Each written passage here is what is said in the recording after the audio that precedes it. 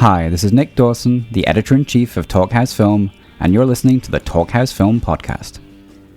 Filmmaker, photographer, and author Alix Lambert has been a Talkhouse Film contributor since last year, but she's been friends with Fred Armisen for the best part of 3 decades. Lambert and Armisen first met as students at the School of Visual Arts in New York City in the 1980s, and have stayed close as they each went on their separate creative trajectories. Armisen started off as a musician, playing drums in the punk band Trenchmouth with Lambert's high school friend Damon Locks, but then changed course to become one of this country's funniest comic performers, on Saturday Night Live, and then on his own shows Portlandia with Carrie Brownstein, and Documentary Now, which he co-created with Bill Hader. He's now also the band leader of the 8G Band on Late Night with Seth Meyers on NBC. Lambert's endeavours have been just as diverse. She's directed 3 feature documentaries, including the Independent Spirit Award nominated The Mark of Cain, and worked as a writer on David Milch's shows John from Cincinnati and Deadwood, receiving a WGA Award nomination for the latter. She's published 4 non-fiction books, including Crime, which also had incarnations as a play and an animated series, and as a visual artist has shown her work at the Venice Biennale, MoMA, and the Pompidou Centre. Last week, Winter Storm Jonas nearly prevented the two from having a conversation for the Talkhouse Film podcast. However, Armisen heroically flew from London to Iceland to Boston, then took a train to New York City, went straight to 30 Rock to record with Seth Meyers' house band, and then, without missing a beat, on to talk with Lambert. And it's a great talk, the kind that can only take place between 2 people who are truly comfortable with one another. Over the course of their conversation, the two touch on such things as their mutual love of Bitmoji and airport texting, why Fred insisted The Wizard of Oz was a documentary to Alix's Cal Arts class, the incredible story surrounding Fred's half-brother's mother and the Stasi, and, of course, Portlandia, Documentary Now, and his upcoming Spanish-language comedy show, From Más Mejor.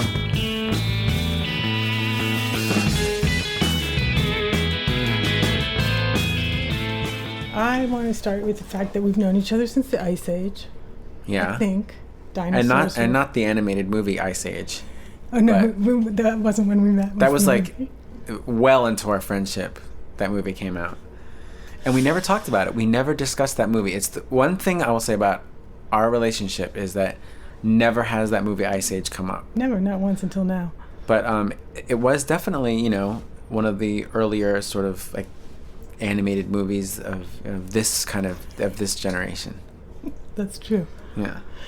No, but seriously, I met you when you were a drummer for Damon Locks. Uh-huh.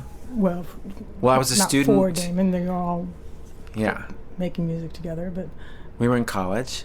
And even then, riding around in the back of a van with you, you were doing Frondy. I remember Frondy. Mm-hmm. What other characters did you do that long ago? I can't remember, but just like different accents and like just a lot of it that showed. I was like, I remember that. That was just for the van audience. It was just for the 4 of us. But I didn't say accents like I'm bragging like, hey, I was good at doing something. I mean, like, I just did characters, but I don't know what they were called or anything. But they were hilarious. And then there was also, I feel like there was a Prince routine also. When Prince would come on. Yeah. I used to do impressions of Prince, I remember, in college, to myself. I always just did it, in the mirror or in the hallway or whatever. And then I remember in the dorms. I lived at the SVA dorms. And I've always been a Prince fan, and then it was really nice to when I ended up doing it on Saturday Night Live. That was just easy because I'd been doing it for so long. That was brilliant. But then I feel like it was when we both lived in LA that our friendship like jumped to a new level, because we were both living in LA, and it was like I shot a few things for you. Mm-hmm. What was that name of your show that you had? There was a couple. There was like we did one where you were dressed as a priest, and we pretended that the camera was in view, and we pretended that it was a religious cable show. But then I got on my cell phone, and cell phones were it was early. Yeah, it was days early of cell phones. And I pretended to pick up the phone and start cursing. Which was hilarious. We've worked together a whole bunch. But then I was teaching at Cal Arts at the time. Yeah. And this was like, one thing I'm interested to ask you is like, so this was before you were readily recognizable. So a lot of your humor, you could just like you could take on a character and people wouldn't know it was you. Yeah. So I was teaching documentary film and also performance art. So I asked you to come as a film critic. Yeah. And you came to class. Do you remember And just what you lectured. said? Yeah, you were lecturing, but then do you remember when they started catching on to you? No. Because they were all like rapt. These are like CalArt graduate students. And then you were like, okay, let's stop for a moment and say, what is a documentary film? Would The Wizard of Oz be a documentary film? And they were like, no. And you were like, yes, it would be. Because it documents something on film. You don't remember that? Nice job, Freddie, of years ago. They all started being like, what's happening? I like that Wizard of Oz came up as a reference. As a the best documentary ever made. Yeah. But now you're doing a whole show of documentaries. Yeah, of fake documentaries. Maybe you should do The Wizard of Oz. Oh, yeah. Well, we'd have to get the rights to everything, though. All that stuff. They're so litigious, those people at MGM. That's who put it out, right? Let's look that up. I mean, not now. We don't look it up, but for listeners out there, look up who put out Wizard of Oz. Who distributed it? What studio made it? I think it's MGM. I feel like documentary budgets have gone down since then. Oh, yes. Way, way down. Yes. Unfortunately. I think most people do make documentaries and stuff for free. They just get whatever camera they have and go out and do it. It's really funny that documentaries are so... It's not funny, but it's kind of cool that they're so accepted now. Like, just everyone really discusses things like the jinx and all that. You know, it's just like everyone's so versed in, like... Did you watch all that? Did you watch Oh, that? yeah. Do you like them? Yeah, I think it's great. Do you like weigh in on like... I can't believe how lucky filmmakers get. Like, the Jinx one, the sound person left the mics on, and they caught him saying, you know, all that stuff, and I'm just like, what is the luck that a sound person... Most of my experience is a sound person just goes, oh, are we done? Let me take your lav. Ish, unless you're hoping that someone will say something. That's true, but even then, I feel like I will sound always You forever do? until like we've left the scene of the crime. You know what it is that I would make a bad documentarian? Because I'd be like this. I'd be like, are we done? I want to go home. And I would take that mic and I'd be like, see you tomorrow. I mean, I just always want to go home. I don't know if that's true, Fred. If you had the murderer in the bathroom, you'd be like, what's he going to say? I actually would be like, what's he going to say? I'd be like, let the man go to the bathroom. I'm just not dedicated as a filmmaker enough to do that. And it was when I went to film school, I could feel that I wasn't a dedicated filmmaker. People were so into like... See, you went to film school. I didn't. Yeah, what? See what happens? What's going on? I was never interested in like really making films. I like being in them. I like, you know, some of the stuff around it. But as far as like when they started talking about like the actual production, I was like, that is not what I'm meant to be doing. Okay, so. But you're making films. Well, TV-ish, but it's still not the same as like making long films. I'm not saying that I'm not open to it in the future, but I'm just saying that like that idea that I would have taken his mic, it shows that I'm not one of those, I've got to make this masterpiece of a movie. I love making things and I love doing stuff for TV, but I don't have that that thing for film, which is like, I'm going to make a great film. It's just, I love making... Listen, I don't mean it as anything... I'm just being honest that, like, I love making television. I like making short... I think in terms of 30 minutes or less. So it's a length thing. It's a length thing. I'm like, this is what my brain... You work really hard. I work all the time. But so I think it's not a, like, I want to go home thing, actually. No. It's about... It's not about laziness. It's that my brain works as in half-hour increments. That is something I can... picture in my head and go, oh, this might be a good episode or whatever. But that's, I'm happy with that. I'm glad. Yeah, no, me too. Yeah. Do you think do you think that you think in terms of long form? I don't know if I don't think I think about a certain length. Mm-hmm. It's more like how big is the story, short or long, or I don't know. It's just a story, I guess. sometimes it's like, oh, there's a lot to say, and sometimes it's like, oh, that'll be a 1 minute experience. What's the longest thing you ever made? I'm probably in the middle of it right now. Mm-hmm. Well, Alix and I have known each other a really long time, and I have always known her to be like a visual artist. And a long time ago, I say early 90s, when I was in a band, she made this short film, which is her as like a sort of basketball coach or manager. And a male basketball. Yeah, and she shaved her head, like a male pattern baldness, and then like put a suit on, and she just had this. She was like throwing this basketball into a hoop in this gym, and it was just really cool. I always really liked the simplicity of it. It was funny, and we made music for it, and I feel like we've been working together a long time. Yeah, we did that. Also, I got to be the guy with the ski mask on New Year's Eve in Seattle. Oh my God, I forgot about that. You did a skit about how to if you're being held up. Yeah. And I got to be the person who held you up. That's fun. I owe you for that then. I must owe you some pay. I think all your friends have gotten to be that guy at some point. Damon was. Oh, that's right. God, you've got a better memory for these things than I do. I do have a good memory. How's this going so far? Everybody happy? Wait, are you ready to start? I'm ready to start. Okay, so let's start. So. Hi. Okay, so here's one of the things that I'm pretty excited is our mutual, or is what seems like our mutual love of Bitmoji. Yes. I think that your Bitmoji is strangely accurate. And for everyone out there who's listening, I think everyone knows what it is, but it's that variation on emoji where you can make your own features. And you were one of the first people who sent it to me. I was like, what is this thing? Yeah.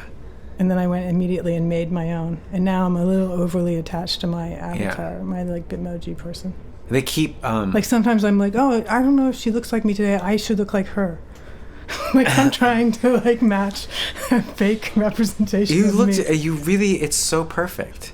But they're really funny because what they're smart in doing is they keep updating it.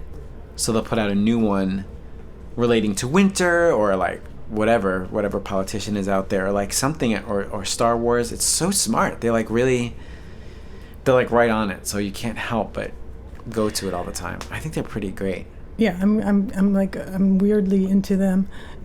And then also we tend to do a lot of airport texting, plane texting. Yeah. There's a lot of that because I think we have similar from different gates in the same airport. Yeah. I remember that. Because I feel like we have similar lives and that we travel, but we have like the same travel, I feel like, rhythms. Neither of us has kids. I think that like that's part of it too. Like we have that when people talk about like how their lives would change, we're like on the before side of it, of like they haven't changed yet. We haven't changed. We're just still like, oh, I'm gonna go to this one city for a little while. No, it's like the number of people you can call at 3 a.m. starts to get smaller and smaller. Yeah. But usually you'll answer. Yeah. I mean text. Yeah. True. Should we talk about work? Yeah. Yeah. Well, I want to hear more about this Mas Mehar. Oh, okay. So, there is a company. So there's Broadway Video. They make Saturday Night Live, and they did 30 Rock, and then they also have this like outlet, which is like a website for comedy called Above Average, and apparently it's been doing very well. People make content for it. So then they decided to have one that's more focused on the Latino community and just people from the Spanish-speaking world. For a long time, I've wanted to do a show completely in Spanish. I don't know why. I like the idea of it. I think we have an idea of what Latin comedy is supposed to be, and I suspect that it's something different than that. So that's what I've been... Right. You know what I mean? Like, there's, like, the generalization of it. It's nobody's fault. It's just that, like... I don't know how much has been explored. Fault, right? I don't know if it's anybody's fault. We can't blame one person. No, but you could blame many people. But I don't want to blame anybody, those poor people. Well, you don't have to name them. We don't have to name them. Or maybe we should. But it just happened that way, and I don't know. It seemed like this might be my way into getting to make a totally Spanish show that isn't about being Spanish speaking. And so, where is that project? Where is that at? I have an idea for a show. We went to Mexico City, and we kind of just walked around with this one area. We kept it real safe. This very kind of Portlandy area called La Condesa, and we just stayed around there and just talked to people. Some of the people who work at Vice. We talked to some of these people who run what was going to be the Spanish version of Saturday Night Live, and this other guy who runs an American Legion bar, but it's no longer an American Legion bar. It's just like a bar. It's just like a hipster, cool place to go. So just talking to these people, I started bouncing around some ideas to maybe put a show together. And so, do you know when you're gonna? Nope, I have no idea. All these things are I hope I can. I think I have an idea for a story, but now we're in that weird, unexciting part, which is pitching it and getting a treatment together. So for me to it's there's nothing. There's no fun announcement to be hey, and actually it's just we're getting it together. But for me, it's a huge thing because I don't know if I'm going to be in it, and I want to branch out into doing things that I'm not in. I don't know if I can even say what it is, but so we were talking about something that I've been how do we do this thing that is serious and have it be about Fred and have anybody think that it's going to be serious? Do you know what I'm talking about? Yeah. Do you know what I'm talking about? I don't know, but all that stuff is... But you know, the Berlin story is what I'm talking about. What, you mean my... Oh, yes. I was how do we do this without people thinking, oh, this is going to become funny? Which never would be. Maybe this isn't good because we're not... But it might be funny in its own way. Well, I'm not saying it would, couldn't have humor in it, but... So the story is, I have a half-brother who lives in Germany, and he's from East Germany. Well, it was East Germany. And my dad had a kid in East Berlin before he had me, and the woman who he had a kid with stayed in East Berlin, an ex-girlfriend, if you will. I stayed in touch with my brother. The wall is up, and they lived through, living in communist East Germany. And when the wall came down, this woman went to what, as many people did, they went to the Stasi. Your brother's mother. Yes. And I think a lot of people did this. They were just what do you have on me? There's a lot of internal spying. I want to know what exists out there. And they handed over 3 photo album sized books of all the information they had on her. And they're amazing. They're amazing. She showed it to me. And in it, there are letters she's written. The thing I remember is you said there's pictures of the inside of her refrigerator. Yeah. A picture of the inside of her fridge. Someone went in when she wasn't home, opened the fridge, took a picture. She was showing this to me, kind of laughing and kind of going, I can't believe this happened to me. And then there was one page that was a map of her neighbors and the street that she lived on and who were informants. And it was everybody around her. So that, to me, is the heartbreaking part. Yeah. It's completely heartbreaking. It's all your friends are informing on you, right? She seemed the most hurt by that. Yeah, of course. That's she was everybody you trust. It's if I found out tomorrow you were FBI, let me tell you what Alix is up to. Yeah, everybody. But so I became obsessed with this because, as you know, because I was we have to go to Germany and make a short film on this, right? Yeah. And then I was people are going to be this isn't. People are going to wait for it to be one of your documentary thing, Yeah, but if we start it, if I say, I know I'm a comedian, and then I don't know. It's okay to explain and go hey, this isn't a joke. This is really, I think people more and more. I feel like things are just getting better and better. Although you did say one funny thing, which was that you were annoyed. Oh, yes. Because I visited in 1985, I visited my half-brother in East Germany. I went through the train station and everything. They checked my passport. I went through a whole rigorous process. And when I was there, I kept getting stopped by the police. They would sort of like, hello, can I check your passport? You are Fred Armisen, you live in New York, etc. So I was like, wow, they really are on me. When let's call her my stepmother. Your brother's mother. My brother's mother. I asked her, I was just like, am I in there at all? Are there any pictures of me visiting a guy from the United States? Why wouldn't they spy on that? You were really upset because you weren't in there. Zero. They were more interested in her refrigerator contents. Food was more interesting than me. I was insulted at the sort of, also I was sort of, what a dumb thing. I'm like, if you want to check anyone out, you better check out a teenager from New York. You better believe that, that you're going to be stirring up trouble. Yeah. Zero. No. And also, I'm also upset because what a great photo that would have been if I was like, guess what I just brought back from Germany? A spy but the picture. photos are amazing anyway. The photos are great. There's one of a boyfriend of hers getting out of his car, and it looks like something out of a movie. It's because it's at that weird distance, and the way people look when they don't know they're being photographed is really weird. Yeah. Their whole face is just, I'm doing the face, but it's like they let everything down. Even their bodies are just like bleh, and he's just coming out of a car. That's how you know it's like a real spy picture. So for anyone who's listening, when we go spend 2 days with your brother's mother, it's not a joke. No, but I think this is like an incredible story. Yeah, the whole East Germany thing is like, it's incredible. And the more that I learn about it, the more I understand it. But also, I mean, I don't want to get too political, but all this stuff with how phone calls and texts are being recorded now. Oh yeah, it's terrible. I'm like, it exists still.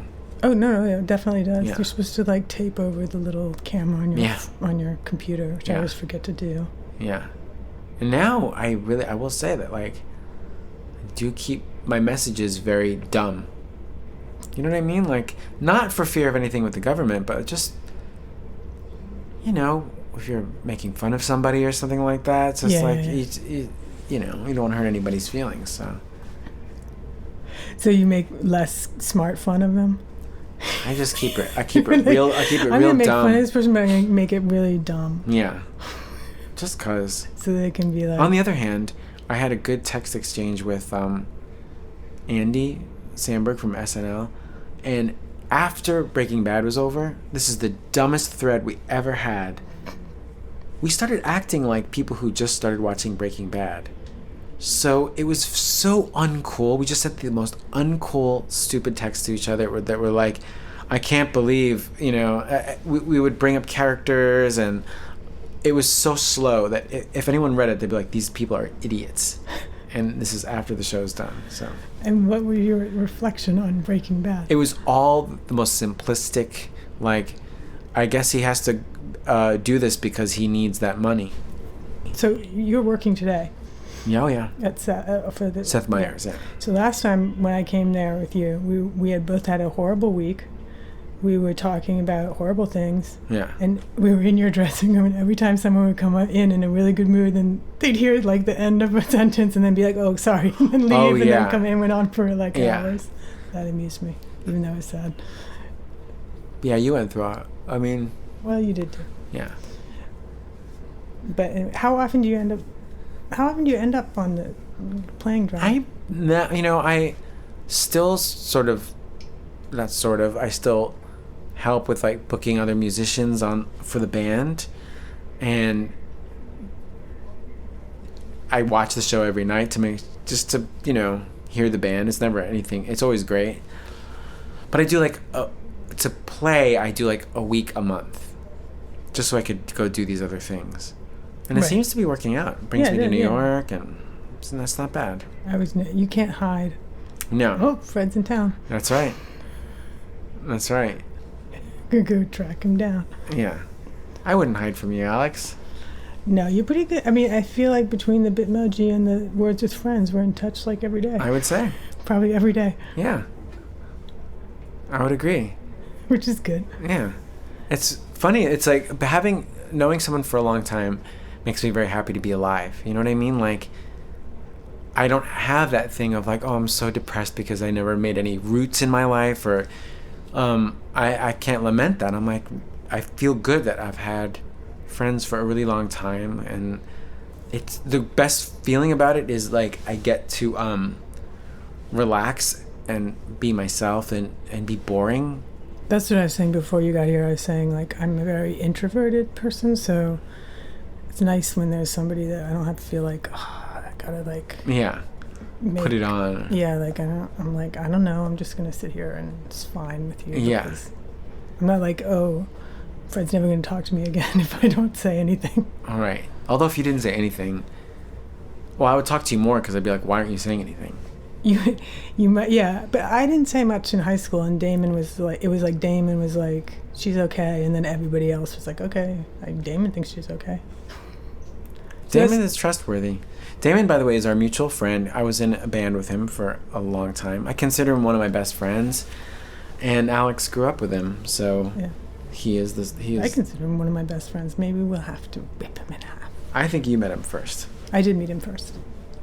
You win. Do you think that's what it is? What if Damon was like, yeah, I met Alix first, but I like Fred better? I trust that he would pick you just for like, because it's solid. You can't argue with it. I don't think he would pick because he's too nice. I think you're right. Do you miss that? I mean, I know you're still playing music, but do you miss the whole band, like, in the back of the band? No, not at all. I don't miss that part of my life. I'm glad I did it. I learned so much, and I got to play a lot of drums.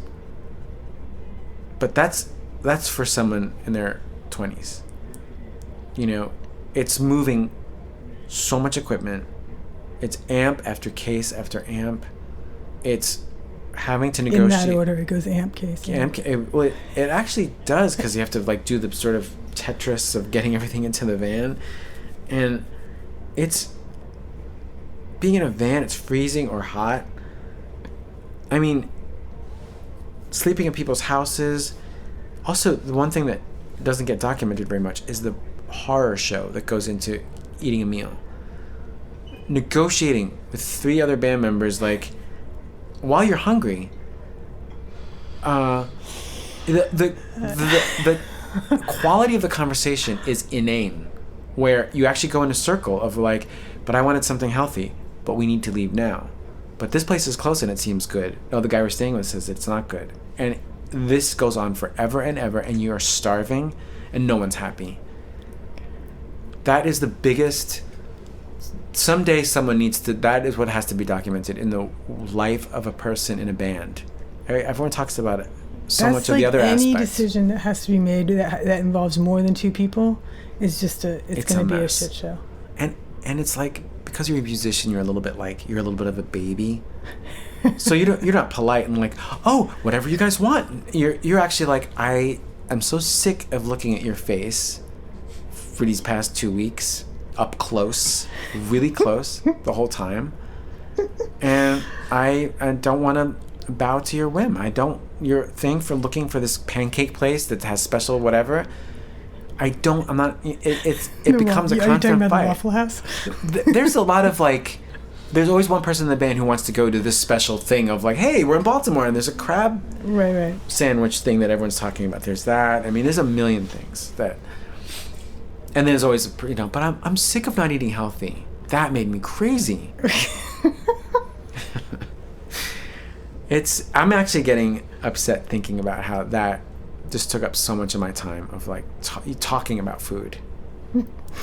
Well, yeah. You know, it's like when I travel alone, it's great. Wake up, go get a hotel breakfast. You know. You're pretty easy though. You didn't have any special requirements. Peanut butter. You asked for peanut butter. Peanut butter, but also coffee. Like they weren't as crazy about coffee. So for me, I was like, I need good coffee. So that was a little bit of a battle. I don't miss that. I also don't miss like that battle when you're in a band. It's almost like a political campaign to like be like God, or just to be like, it's our time. this is for me. Other people have a healthier attitude. I was very like, when do I get to be? When's my time? You know, like you are with the Stasi. Yeah, a little bit. Why am I not in this book of photographs? There's a real hunger and need, and it is never fulfilled, because you're like, every time you play a city, it's just like you don't get the, well, you guess who, you know, so and so played here last week and this happened and they had this many more people. It's not fun, that like battle for like, we're gonna make it, unless you're a band who we did not make it, whatever that term means. But if you're not one of those bands, it's just a fight against the universe. You feel very entitled. I think that I just wasn't that. I know musicians who love making music and make such great music that they're meant to do it, that like someone who makes film, it just wasn't for me. I wasn't one of those people. I could tell when I was in the recording studio, because I wanted to get out. I was like, I don't know, it sounds like me, it sounds fine. And everyone else was like, no, let's mix it so it sounds good. That's, you know, those are people who are meant to do it. I feel like your brain is like, any situation, what's the humor in this situation? Like Damon was telling me this story. I don't know if I can tell the story. Go ahead. When you guys were rehearsing and the power went out and it was like pitch black, and then when the power came back on, you were behind the drums exactly like before, but you'd taken all your clothes off. Oh God, I remember that. That's like funny. Like that's like my brain would be like, oh, the power's off. How do we get back on? Yours is like, how is this gonna be funny? Yeah. When the lights go on. That's hilarious. Nice job, Freddie. I think that's funny. What made you think that? I have no idea. Don't get me wrong, I had a great time. I loved it, but it wasn't 100% for me. But I really did love hanging out with my bandmates. I got to travel a lot. I got to play drums a lot. I met so many people. That was really great to see that the punk community was alive in so many places. It was awesome. I got to learn about lots of music. I got to meet many bands. So I don't regret any of it. Right. I'm glad I did it. So you met Carrie. So how did you guys like start thinking, oh, let's do this? Just because like it would have been, when we decided like we should work together, the idea of putting a band together or jamming is so predictable. What were we going to do that was going to be anything, you know, she was already in Sleater-Kinney. So it was just like a feeling of like, let's do something that like we wouldn't expect to work. And we just started shooting these pieces, and it was like, it made so much sense right away. Immediately, it made so much sense to me. Yeah. And it's in season 6. Season 6 of the show. And we thought it was just an online thing of weird little videos of like, let's not do any jokes, let's just do weird little pieces. And then it ended up being its own thing. I still can't believe my luck. And you love Portland. I love Portland.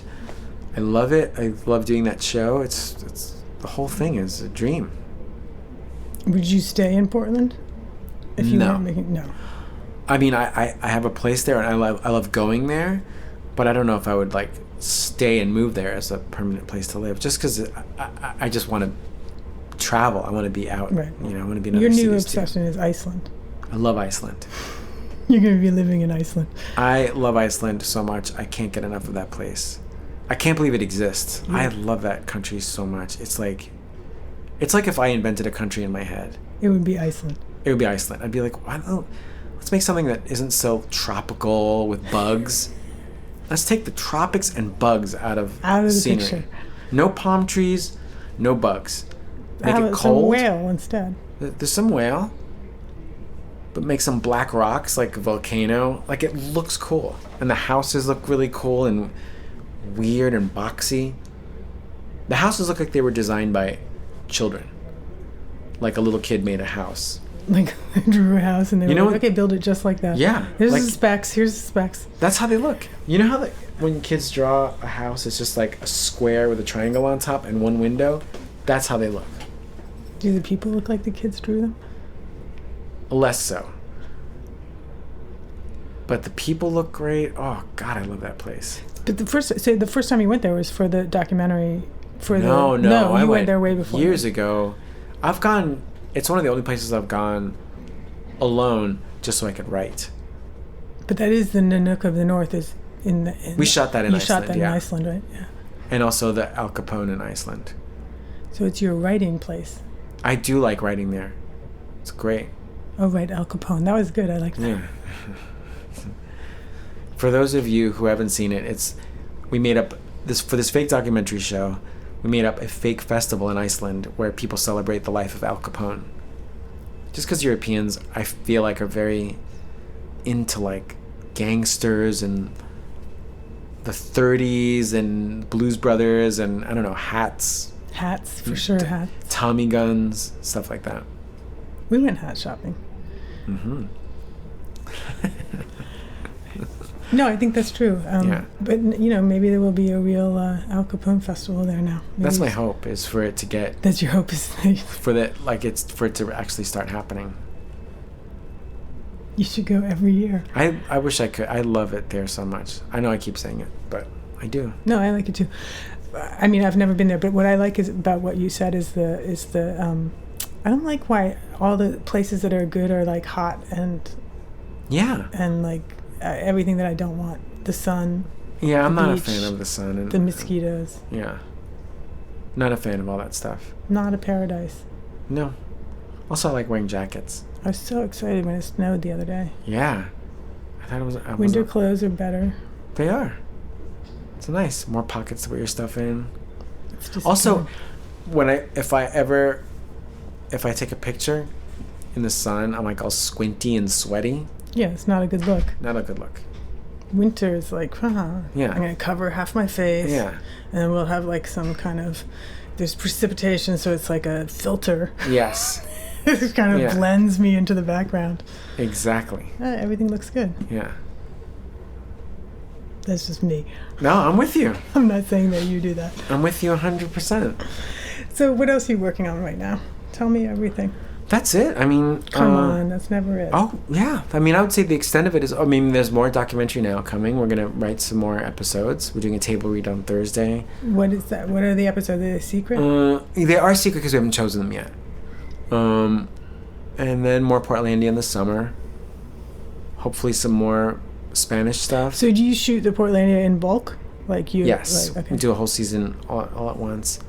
So that's over the summer. So that's got my whole year pretty solidly locked down. Which is how I like it. It is how you like it. I miss being in LA. Do but you? I like... Do you love LA? I love LA. What do you love about LA? The sun? I like the hills and at night the twinkling lights. I love driving.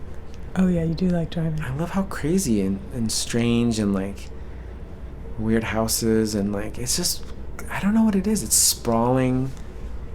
And for me as a New Yorker, it's just exotic.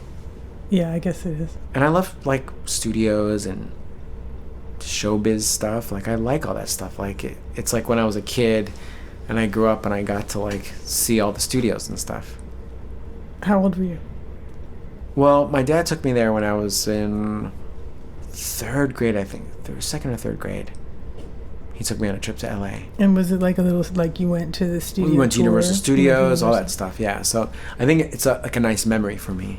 One of my favorite things that you did recently, well, I guess it wasn't recently now, it was a couple of years ago, but was the music documentary that started your whole documentary, fake documentary thing. Which one? Ian Rubbish. Ian Rubbish. Oh yeah, we did it as a short piece for SNL. And you were kind enough to perform as Ian Rubbish. Oh yeah, I did it for that thing. And that to me is like so hilarious. I just could watch that over and over again.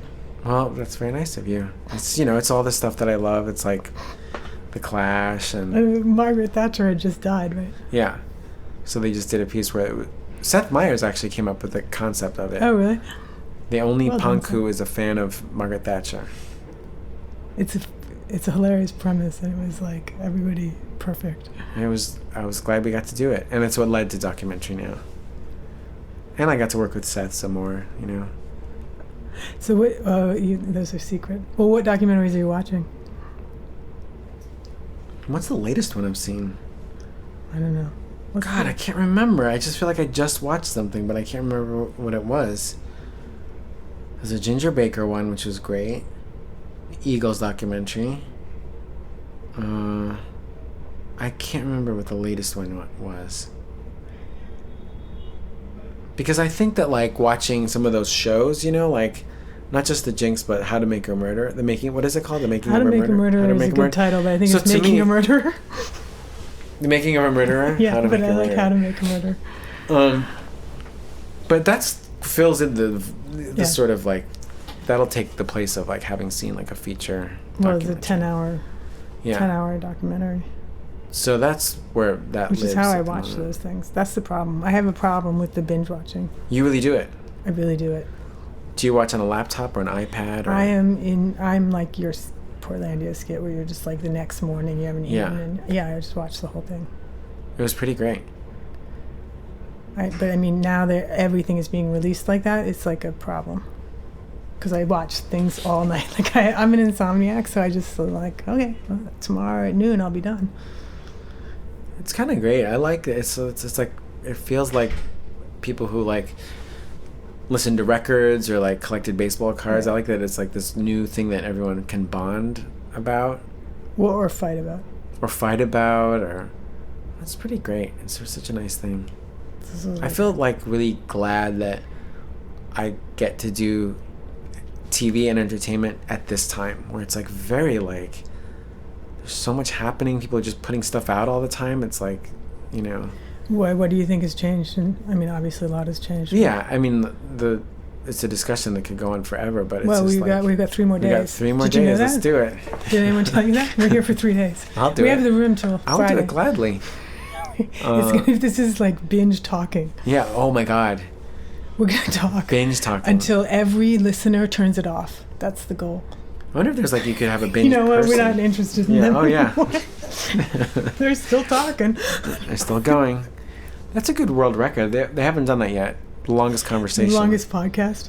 Everybody turned it off. No one's ever heard the end of it. The end of how long it could go. Like nobody knows except for you and me what happens in the end. Are you registered to vote? Of course I'm registered to vote. I think that I'm registered, but I think I don't know where to go. You can find online. You can just go online and you can... I think I've moved so much that something got messed up. I gotta figure something out for this year. Yeah, you should vote. Mm-hmm. Oh, hell yeah. Unless you're gonna vote for the wrong people. I never liked that thing where people are like, it doesn't matter who you vote for, just vote. I'm like, no, it matters a lot. You should not vote if you're voting for somebody I don't want. They're just being, they want their message to be clean. Yeah, but that's bullshit. I know. It matters They're just being like, yeah. I'm like, yeah, actually it matters. It way matters. And if you're going to vote for the person I don't want, I hope you don't vote. I'm with you. This is like pro-democracy. I'm like, look who we have to choose from. Yeah. But I got to do it. I will. I'm registered somewhere, but... Do you do impressions of all of the candidates? No. Any of them? No, I don't think so. Can't do Trump. Can't do Ben Carson. Can't do Hillary. No. My favorite politician you did was old blind guy. Sorry. David Patterson. Yeah. Oh, that made me so happy. He turned out to be, not turned out, he's a really nice guy. He came onto the show, came to SNL. We did it together. Somehow you have the ability to get away with these impressions that you would be like, can we do that? Mm-hmm. and then it's like, it doesn't feel mean. It was just hilarious. We tried not to make it mean. We tried to make it more that he was like... it didn't feel mean at all, but it was really... He was more of a stand-up comedian who was like anti-New Jersey. Yeah, exactly. And then you would do this thing where then you actually looked in the camera, which made me laugh so hard. What did he say to you when he showed up? He was great. We talked about his family a little bit, and then that we really do look alike. And then, there was a part where we're both supposed to come up in front of the camera, and he didn't have, the way for him to know when to do it is that we held hands. And so I have a photo, someone took a picture of it, of us holding hands underneath the camera, like we're about to pop up. And it's a really cool picture. It's like so much is happening. That's awesome. Yeah, that's the other thing I think you have an incredible gift for is like getting people's entire story, like when you were talking to Atsuko's grandmother, in like an hour, you were like, did you know? And you knew her entire like 80-year history. And I was like, how did you do that? That was amazing. Do you remember that? It's just with some people, I guess. It's not with everyone. She told you about her husband being killed in a car accident. And then she never got her entire dating life after that. Yeah, that was it. She never got remarried. I find that impressive. Alix? Yes, Fred? Love talking to you. Love hanging out with you. I feel like we're very similar. I feel like you are always working on something. You don't see it, but I see it, that you're always working on something. I admire you. And I feel very lucky that I've known you this long. I'm so happy that you came and did this. I'm very thrilled to have a friend that I've known for 3 decades. Me too.